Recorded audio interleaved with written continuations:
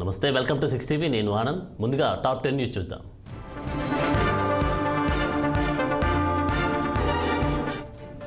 ఆంధ్రప్రదేశ్లో ఓ యూనివర్సిటీకి ముఖ్యమంత్రి ఛాన్సలర్గా వ్యవహరించేలా చట్టానికి సవరణలు చేశారు.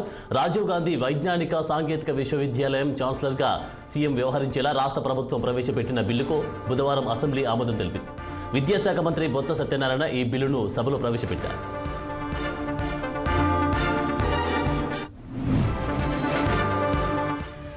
Ration card, Aadhaar card, cell phone number అనుసంధానమై ఉన్న కరెంటు కనెక్షన్ల ఇళ్లకు తొలి దశలో గృహజ్యోతి కింద ఉచిత విద్యుత్ సరఫరా చేయాలని రాష్ట్ర ప్రభుత్వం కసరత్తు చేస్తుంది. అర్హులైన కుటుంబాలను గుర్తించేందుకు ఈ మూడింటిని ప్రతిపాదికంగా తీసుకున్నట్లు తెలుస్తోంది. వీటి ఆధారంగా విద్యుత్ సిబ్బంది ఇంటింటికి వెళ్లి వివరాలు నమోదు చేస్తున్నారు. ఇటీవల ప్రజాపాలనలో వచ్చిన దరఖాస్తుల్లో 10 లక్షల మందికి అసలు రేషన్ కార్డులే లేవని తెలిసింది. ఇలాంటి వారిని తొలి దశలో ఉచిత కరెంటు సరఫరా సాధ్యం కాదని తెలుస్తోంది. రేషన్ కార్డున్న వారికి ఫ్రీ కరెంటు సరఫరా చేయాలని యోచనలో ప్రభుత్వం ఉన్నట్టు సమాచారం.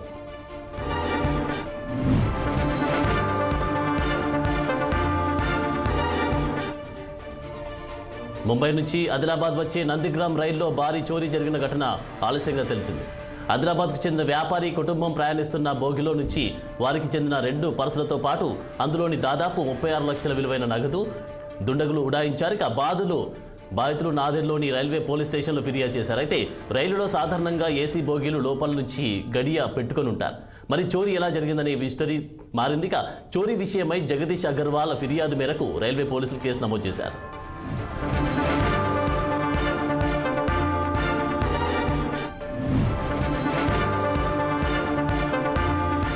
ఖమ్మం జిల్లా కుచుమంచులో అర్ధరాత్రి హై డ్రామా నెలకొంది. జీల చెరువు వెంకటేశ్వర స్వామి దేవస్థానం భూముల్లో జరిగిన మట్టి తవ్వకాలపై బీఆర్ఎస్ నేత డీసీసీబీ డైరెక్టర్ ఇంటూరి శేఖర్ను పోలీసులు అరెస్ట్ చేశారు. శేఖర్తో పాటు మరో 3 వ్యక్తులను కూడా పోలీసులు అదుపులోకి తీసుకున్నారు. నేలకొండపల్లి పోలీస్ స్టేషన్కు వారిని తరలించారు. 447, 420, 490 సెక్షన్ల కింద కేసు నమోదు చేశారు.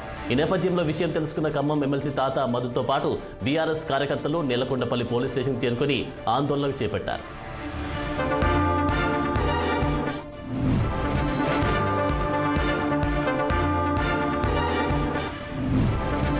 కాసేపట్లో తెలంగాణ అసెంబ్లీ బడ్జెట్ సమావేశాలు ప్రారంభం కానున్నాయి. ఉదయం 11:30 సభ ప్రారంభం కానుంది. తొలి రోజు ఉభయ సభలను ఉద్దేశించి గవర్నర్ తమిళిసై సౌందరరాజన్ ప్రసంగించనున్నారు. ఇప్పటికే గవర్నర్ తమిళిసై ప్రసంగానికి తెలంగాణ కేబినెట్ ఆమోదం తెలిపింది. మరోవైపు ఈ అసెంబ్లీ సమావేశాలకు మాజీ సీఎం కేసీఆర్ దూరంగా ఉన్నట్టు తెలుస్తోంది. గులాబీ బాస్ బడ్జెట్ సెషన్స్లో పాల్గొంటారా లేదా అన్నది ఆసక్తిగా మారింది.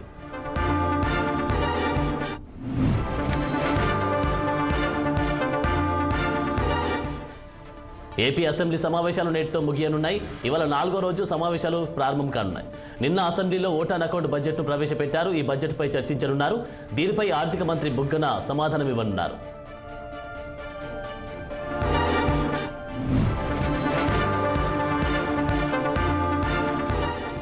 ఏపీలో రాజకీయాలు ఆసక్తికరంగా మారాయి. ఇప్పటికే టీడీపీ అధినేత చంద్రబాబు ఢిల్లీలో బిజీగా ఉన్నారు. పొత్తుల అంశంపై బీజేపీ పెద్దలతో మంత్రాలు చెబుతున్నారు. ఇక ఇప్పుడు జనసేన అధినేత పవన్ కళ్యాణ్ సైతం హస్తిన బాట పట్టారు. పవన్ కళ్యాణ్ ఇవాళ ఢిల్లీకి వెళ్లనున్నట్టు తెలుస్తోంది. బీజేపీ పెద్దలతో పవన్ కళ్యాణ్ భేటీ అయ్యే అవకాశం ఉందని జనసేన వర్గాలు చెబుతున్నాయి.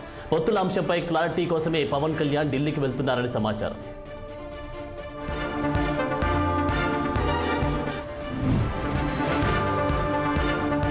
హైదరాబాద్ అత్తాపూర్లో ఇంటర్ విద్యార్థిని అదృశ్యం కలకలం రేపుతుంది. నిన్న కాలేజీకి వెళ్లిన రోహిత అనే విద్యార్థిని మళ్లీ ఇంటికి తిరిగి రాలేదు. ఇంటికి తిరిగి రాకపోవడంతో తల్లిదండ్రులు పోలీసులకు ఫిర్యాదు చేశారు. మిస్సింగ్ కేసు నమోదు చేసుకున్న పోలీసులు దర్యాప్తు చేపట్టారు.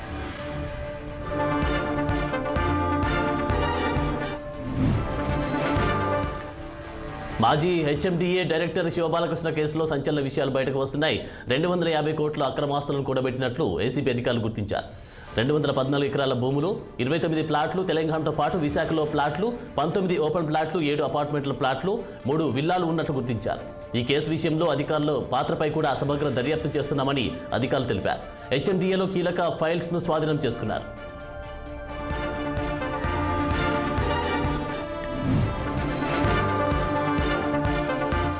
విశాఖ సెంట్రల్ జైల్లో గిరిజన ఖైదీ మృతి కలకలం రేపుతుంది. రిమాండ్లో ఉన్న ఖైదీ అనుమానాస్పదంగా మృతి చెందాడని బంధువులు ఆరోపిస్తున్నారు. ఈ మృతికి జైలు అధికారులే కారణమంటూ మృతుడి బంధువులు కేజీహెచ్ ముందు ఆందోళన చేపట్టారు. తన భర్త గంజాయి అనుమానితుడిగా భావించి అక్రమ కేసులు పెట్టి చిత్రహింసలు పెట్టారని భార్య ఆవేదన వ్యక్తం చేసింది.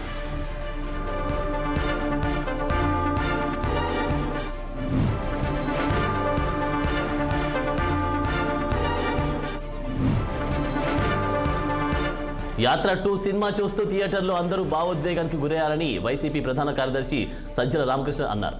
మనం మర్చిపోయిన ఎన్నో జ్ఞాపకాలను ఈ మూవీ గుర్తుకు చేస్తుందన్నారు. ఈ సినిమా అందరూ చూడాల్సిన చిత్రమని తెలిపారు.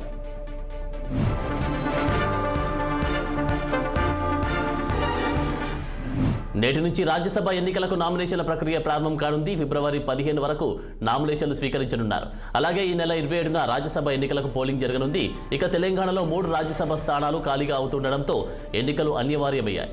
బీఆర్ఎస్ పార్టీకి చెందిన బడుగుల లింగయ్య యాదవ్, జోగినపల్లి సంతోష్ కుమార్, వద్దిరాజు రవిచంద్ర పదవీకాలం త్వరలో ముగియనుంది.